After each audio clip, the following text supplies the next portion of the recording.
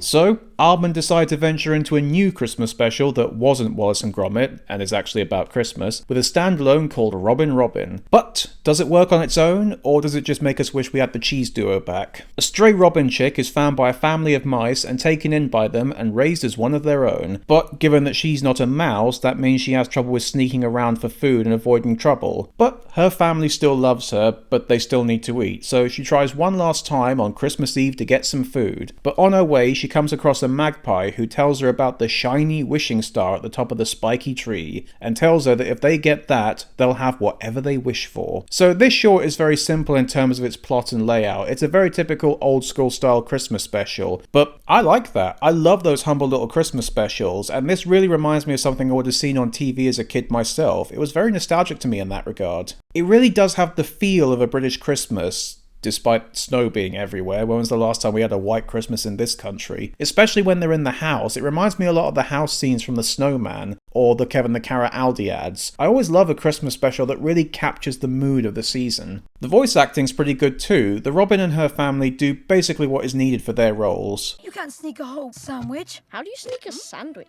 Like this. I love Richard E.Grant's magpie character. He reminds me a lot of Jeremy from The Secret of Nim, but with the voice of a slightly less femmy C-3PO. It's great. Let's get you safe indoors, eh? Thanks. Is the cat still... Poor little thing. And Gillian Anderson's cat, as in the cat she voices, not the cat she owns, just sounds so deliciously evil. It's the little bird who sneaks about on the floor like a mouse. And this is certainly a better fit for her than the last time she voiced a villain in a stop-motion franchise. But the biggest thing to talk about with this special is its style and its look. It's really interesting to see Aardman not only using a new art and craft style with more felt-based models, which reminds me a lot of those Wes Anderson stop-motion films, or My Life as Courgette, but to also have something a lot more nature and atmosphere-based. Now, of course, Aardman has ventured into things that indulge the beauty of nature before with Shaun the Sheep, and atmosphere with Chicken Run, and even some of the early Wallace and Gromit shorts, but never to this degree. They tend to stick more to artificial and man-made themes and environments, so this is really a new thing for them. It reminds me a lot of Bambi, truth be told. The animation is very different too. Aardman tends to have very smooth frame rates and all feels very laminar and consistent. Here it's a lot more choppy, but in a purposeful way, like the Spider-Verse movies, and it works really well. It gives it an old school feel like a British stop-motion show from the 80s, and it works really well for the quiet and atmospheric tone. It also reminds me a lot of the animated specials based on the work of Julia Donaldson and Alex Scheffler.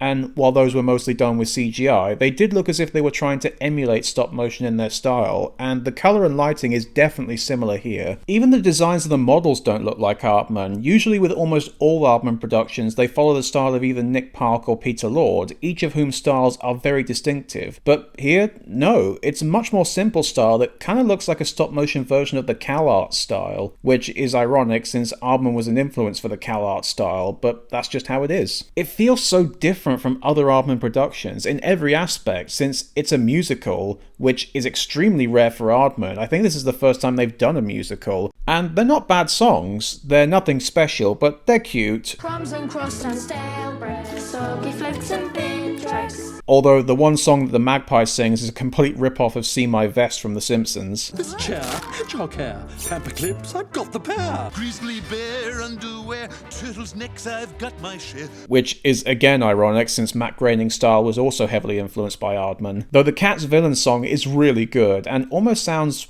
weirdly sexy. Even if Gillian's not the best singer, she does do a good job here. You could be sitting snug perfectly. You don't fit in, but you'd fit into my belly.